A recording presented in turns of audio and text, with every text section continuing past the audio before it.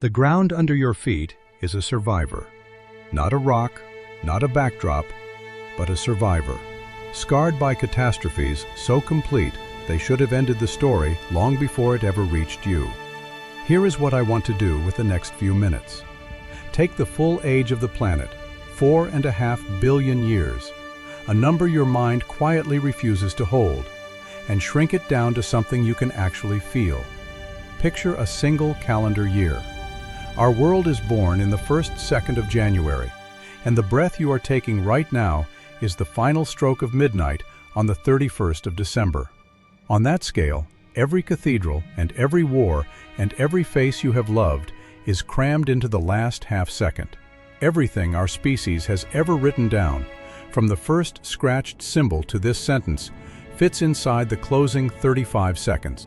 Hold on to that, because between New Year and that last breath, the Earth had to die, completely, more times than you would ever believe, and claw its way back from each ending to make you possible.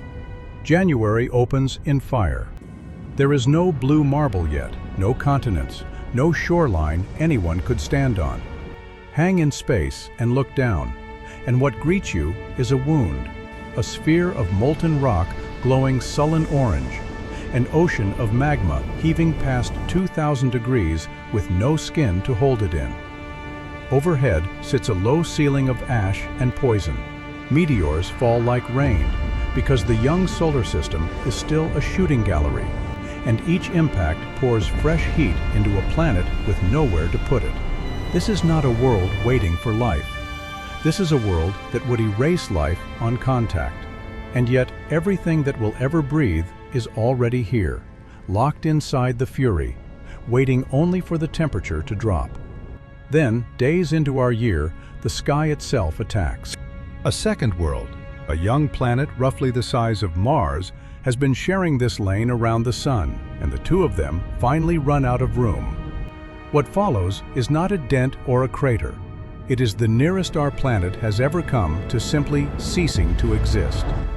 The outer shell of both worlds flashes into vapor, the intruder is shredded, and the Earth is very nearly knocked apart, its spin tipped onto the tilt it still carries today.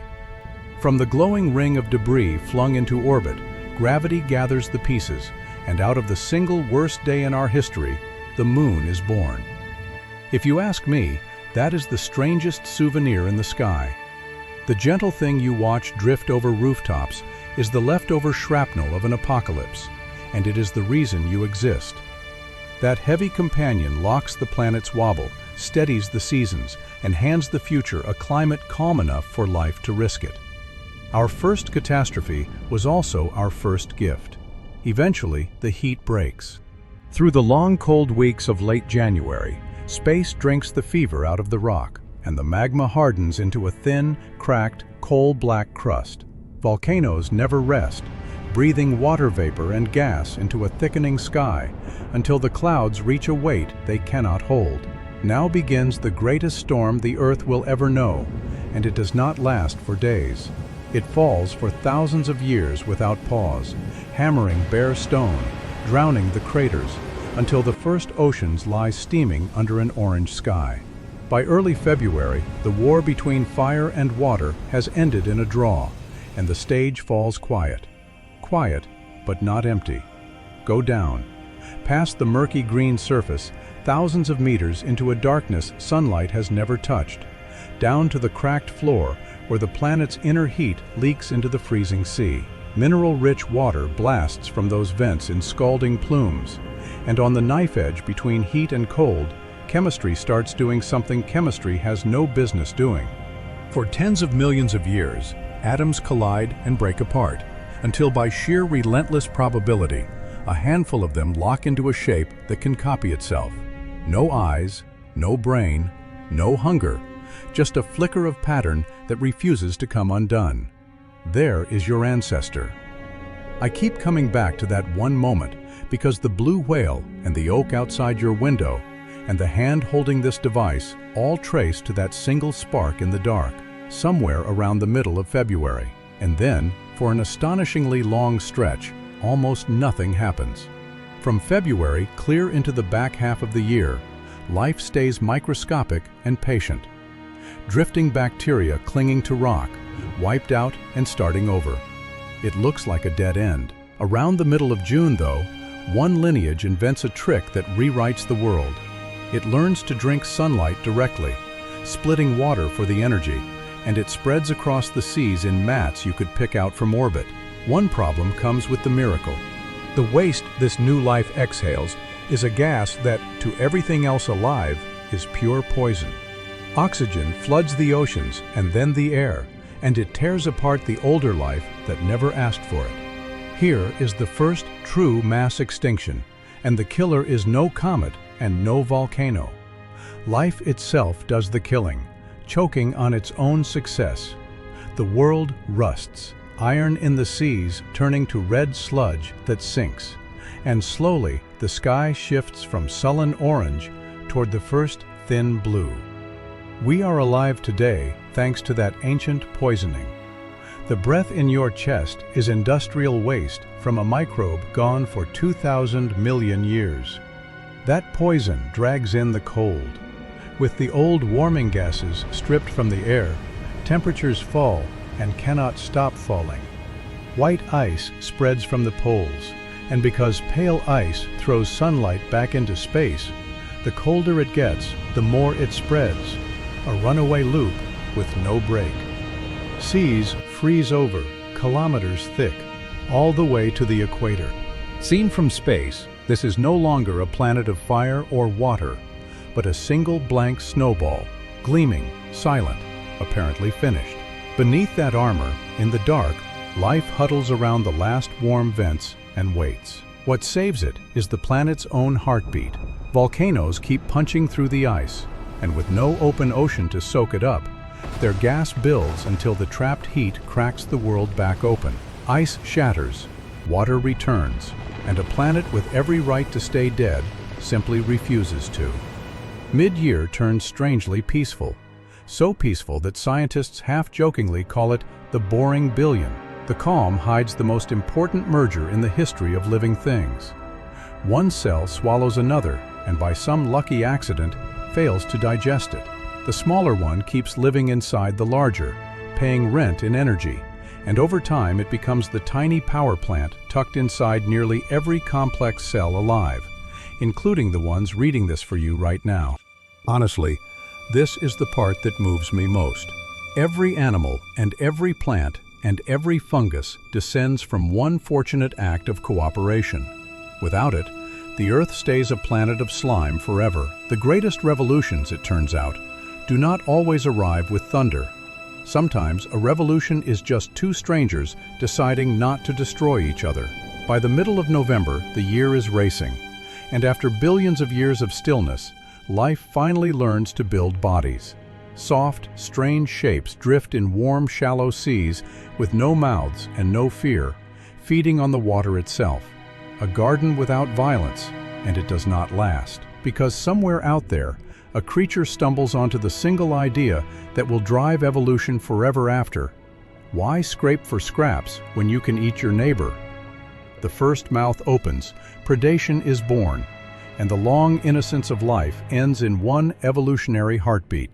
To survive being hunted, animals grow armor and spikes and shells and speed, and then the greatest invention of all, the eye. Suddenly, the world can be seen, and seeing changes the rules of everything. Around the 18th of November, the seas erupt into a riot of new forms, the burst we call the Cambrian explosion, and the first true monster patrols the reef, a meter-long hunter with grasping arms and a ring of teeth, an emperor whose crown was forged from a brand new kind of cruelty. Life refuses to stay underwater. As the air thickens with oxygen, a fragile shield of ozone knits itself together high above, and for the first time, the bare continents are safe from the sun's harshest rays. Quietly, the invasion of land begins, with mosses and low green things whose roots crack the rock into the very first soil. Where food appears, hunters follow. Ancestors of spiders and scorpions haul themselves ashore inside their armor, and not long after, a stubborn lobe-finned fish drags itself through the mud on muscular fins, and gulps its first lungful of air. To me, that awkward, struggling creature is the real hero of the whole story. Its bones are the blueprint for every leg and arm and wing that has walked or flown since. December arrives in a hothouse jungle, the great coal forests where the air itself is wrong.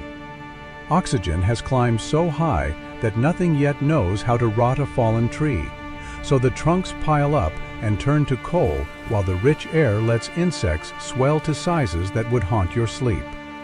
Dragonflies with the wingspan of a hawk hunt through the canopy. Armored millipedes longer than a grown adult ripple across the forest floor. Picture a green world drunk on its own air, and now brace yourself, because the planet is about to attempt its most thorough deletion yet. Around the 11th of December comes the worst day the Earth has ever lived through. In what is now Siberia, the crust splits open and bleeds molten rock across an area the size of a continent, not for an hour, but for 10,000 long centuries. The lava is almost the gentle part. As it shoulders up through ancient coal, it bakes the buried carbon and hurls it skyward, and the planet cooks. Seas heat and lose their oxygen, the air thickens with choking gas, and the shield far above is eaten away. 19 of every 20 species in the ocean are gone. This is the Great Dying, the closest life ever came to vanishing for good. The moment the Earth was wound almost all the way back to the start. And still, in the ash, a few small survivors cling on, never guessing that the emptied world around them has just been cleared to make room for giants. Out of that silence climb the rulers everyone remembers. For most of the back half of December, the planet belongs, completely and without argument, to the dinosaurs. Long-necked giants, the length of 3 buses, plow through the forests like walking hills. Winged reptiles the size of small aircraft ride the wind across whole oceans. Late on the 26th, the most famous predator of all steps from the trees, a 9-ton tyrant with a bite that crushes bone. A creature that for 2 million years has no reason to fear anything in the sky. Which, of course, is exactly where the ending comes from. It is an ordinary afternoon, 66 million years ago, the 26th of December on our calendar. A new point of light appears in the daytime sky, and it does not move the way a star should. It is a mountain of rock as wide as a city, falling at 60 times the speed of sound. It strikes the shallows off what is now Mexico and punches a hole 20 kilometers deep. The flash outshines the sun. The shock tears across a continent, and debris thrown into space rains back as a sky full of fire that sets the world alight. Then arrive the cold and the dark, as ash chokes off the sun for years, the plants fail, and the great food chain snaps at the root. Walking mountains starve in the long night. An age of giants, a dominion longer than the mind can hold, ends in the time it takes the planet to fall silent. And here is what I cannot shake. If that rock had missed, the small warm things hiding in the burrows would never have inherited the dawn. These last 5 days of the year are ours by pure accident. Survivors of that frozen night are little creatures with fur and warm blood, keeping their own heat when the world has none, feeding their young on milk so a mother never has to abandon a child to the cold. From them, the world refills, whales returning to the sea, great beasts crossing the tundra, and high in the African trees, a small branch that develops grasping hands and eyes that judge distance with uncanny care. When those forests dry into open grassland, the branch is forced down out of the safe canopy onto the ground, slow and weak and clawless, the most perfect prey you could design. By every rule, it should have ended there. Instead, it stood up on 2 legs, freed its hands, and those hands, wired to a swelling brain, made the one thing no claw or tooth could match: a sharpened stone, a carried flame. By the final hour of the 31st, a creature that began as the easiest meal on the savannah has talked its way to the top of the world. Now hold your breath, because every last bit of human history is the very end of the year. Everything our species has ever been fits into the closing 35 minutes of that final day. Every word ever written, the pyramids and the empires, and the moon landing, and the screen in your hand lands inside the last 35 seconds. Your entire life, every birthday and every loss, is the final half second before midnight. That is the whole of us, one flicker at the close of an enormous year. It would be easy to feel crushed by that, to feel like nothing at all. But look again at what the flicker has already done. No volcano, no asteroid, no age of giants ever reshaped the planet as fast as we have in our final half second. We have moved rivers, leveled mountains, dug up the buried carbon of those ancient forests, and poured it back into the sky, bending the very air the way the oxygen makers once did. For 4.5 billion years, the catastrophes that remade this world were blind. A wandering rock, a splitting crust, a microbe with no idea what it was doing. We are the first one that can watch itself coming. The Earth has ended and begun again more times than we have names for. And it will keep turning long after our half-second closes, with us or without us. So the only genuinely new question, the one the planet has never faced in the entire year, is whether a catastrophe that knows it is a catastrophe can choose to become something else instead.